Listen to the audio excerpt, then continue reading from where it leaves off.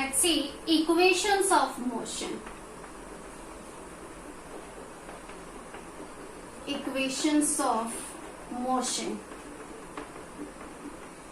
We read about equations of motion and derive them by mathematical way. 3 equations of motion, and our first equation is first equation of motion. What is the first equation of motion, beta? We read about 3 equation of motion.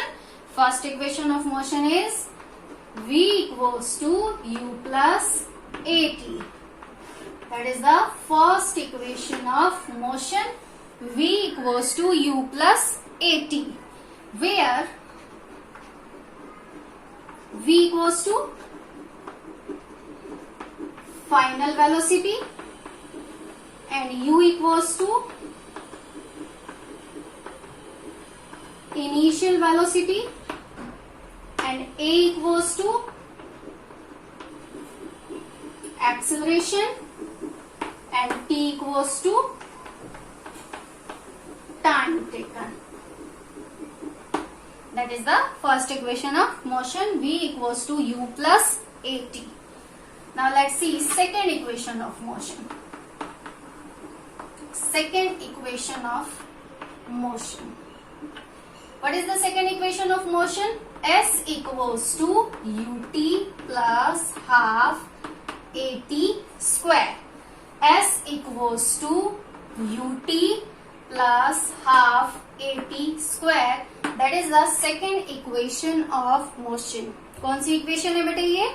Second equation of motion क्या है? S equals to ut plus half at square. What is S? Where S is stand for distance. What is S? S क्या है बेटे? S is distance. U stand for, as you know that, initial velocity, and A stand for acceleration and T stand for time. So that is the second equation of motion. Now let's see third equation of motion. Third equation of motion. What is the third equation of motion? V square equals to U square plus 2AS. That is the third equation of motion. कौन सी है बेटा ये equation? Third equation. What is the third equation of motion? V square equals to U square plus 2AS. Where V stand for final velocity, U stand for initial velocity, A stand for acceleration, S stand for distance. S stand for distance, A stand for acceleration, U stand for initial velocity, and V stand for final velocity. So these are 3 equations of motion. First equation of motion is V equals to U plus AT. Second equation of motion is S equals to UT plus half AT square. And third equation of motion is V square equals to U square plus 2AS. ये है आपकी 3 motions की equation, और bye mathematical वे हम इसे already drive कर चुके हैं. So you have to revise 3 equations of motion. Now let's see some textual question answers for revision. Question answers which is, now let's see बेटा, NCERT question answers page number 100. Textual question answers page number 100 पे कुछ questions है. Now let's see the answer of these questions. Our first question is, an object has moved through a distance. Can it have zero displacement? कोई object है, page number 100 पे question number first है. कोई object कुछ distance cover कर रही है, क्या उस ऑब्जेक्ट की डिस्प्लेसमेंट 0 हो सकती है? So firstly, now let's see the answer. Firstly, as you know that what is distance and displacement. पहले हम ये देखते हैं कि डिस्टेंस क्या होती है, डिस्प्लेसमेंट क्या होती है. As you know that we read about what is distance and what is displacement. What is distance? The actual length of the path, that is distance. And displacement, what is distance? Minimum distance. Minimum distance between the initial and final position. And final position. Now let's see by taking one example. एक example लेके हम इस question को समझते हैं कि क्या किसी ऑब्जेक्ट ने जिसने कुछ डिस्टेंस कवर की है उसकी डिस्प्लेसमेंट 0 हो सकती है. सपोज दैट वन ऑब्जेक्ट, कोई ऑब्जेक्ट है and that object move from A to B.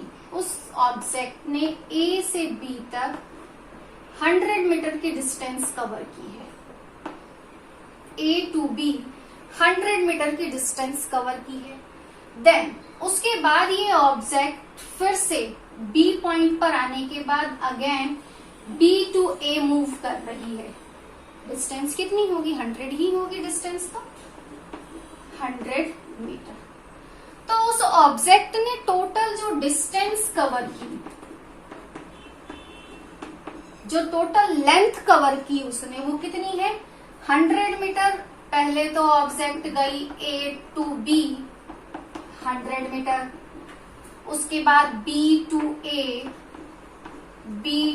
A 100 metre. So total distance हो गई उसकी 200 metre. But what is the displacement? Displacement क्या है? Distance, minimum distance between the initial and final position. Object ने A से move करना start किया था, ए से बी तक गई, उसके बाद फिर बी से बैक होके ऑब्जेक्ट ए पर ही आती है. इट मीन्स उसकी फाइनल पोजीशन भी ए है और उसकी इनिशियल पोजीशन भी ए है. All over the distance between the initial and final position, initial और फाइनल पोजीशन के बीच में जो डिस्टेंस होगी, जो डिस्प्लेसमेंट होगी, वो क्या होगी? 0. Displacement is 0. तो क्वेश्चन है इनका कि किसी ऑब्जेक्ट ने कुछ डिस्टेंस कवर की है, क्या उसकी डिस्प्लेसमेंट 0 हो सकती है? So answer is yes. Displacement can be 0. Displacement 0 हो सकती है. So now let's see second question. Now let's see our next question. Question number 2, page number 100 in our NCERT book. So question is, a farmer moves along the boundary of square field of side 10 meter in 40 seconds. एक square field है A, B, C, D. एक square field है जिसमें side given है 10 metre. So all sides 10 metre होंगी. क्यों होंगी? क्योंकि फील्ड कैसा है? स्क्वायर फील्ड है. और 1 राउंड कंप्लीट करने में फार्मर ने जो टाइमिंग लिया है वो है 40 सेकेंड. गिवन है क्वेश्चन में. नाउ लेट्स सी हमें फाइंड क्या करना है. What will be the displacement of the farmer at the end of 2 minutes 20 seconds? At the end of 2 minutes 20 seconds. After the 2 minutes 20 seconds, displacement की value हमें find करनी है. Question में हमें क्या फाइंड करना है? What is the value of displacement after the 2 minutes 20 seconds. Now let's see the solution. सबसे पहले हम 2 minutes 20 seconds को सेकेंड में कन्वर्ट कर लेते हैं. 2 minutes 2 multiplied by 60 plus 20, so that is 140 second. ये हो गए आपके टोटल टाइमिंग. क्या हो गई? 140 सेकेंड. जिस टाइमिंग के बाद हमें डिस्प्लेसमेंट फाइंड करना है. सो इन 40 second, number of round 40 second में फार्मर कितने राउंड कंप्लीट कर रहा है? इन 40 second number of round 1 round. So in 1 second number of round, 1 second में नंबर ऑफ राउंड क्या होंगे? 1/40. ये हो गया 1 सेकेंड. सो टोटल टाइमिंग क्या, किस टाइमिंग के बाद हमें फाइंड करनी है डिस्प्लेसमेंट? 140. सो 40 सेकेंड में वो 1 राउंड लगा रहा है, तो 140 सेकेंड में कितने होंगे? Number in 140 second number of round is equals to 1/40 multiply by 140. यह है आपका 3.5 राउंड. सो 140 सेकेंड में उसने कितने राउंड कंप्लीट किए? 3.5 राउंड कंप्लीट किए. अब हम देखते हैं 3.5 राउंड कहाँ पे आ रहे हैं. और फार्मर ए से मूव करता हुआ ए पर आया, एक राउंड कंप्लीट किया इसने 40 सेकेंड में. ये हो गया फर्स्ट राउंड कंप्लीट. फिर ए से मूव करता हुआ ए पे आया, ये भी राउंड कंप्लीट किया उसने 40 सेकेंड में. अनदर 40 सेकेंड, टोटल हो गए 80 सेकेंड. थर्ड राउंड भी वो इसी तरह से कंप्लीट करता है, ए पे आता है अगेन 40 सेकेंड में. ये हो गए टोटल 120 सेकेंड. तो 3 राउंड कंप्लीट किए उसने 120 सेकेंड में. और लास्ट राउंड कितना है उसका? हाफ है. क्यों? क्योंकि कितने राउंड है? 3.5. लास्ट राउंड वो ए से मूव करता हुआ कहां तक आता है? सी तक आता है. सो एसी क्या हो गई? उसकी डिस्प्लेसमेंट हो गई. एसी उसकी डिस्प्लेसमेंट हो गई.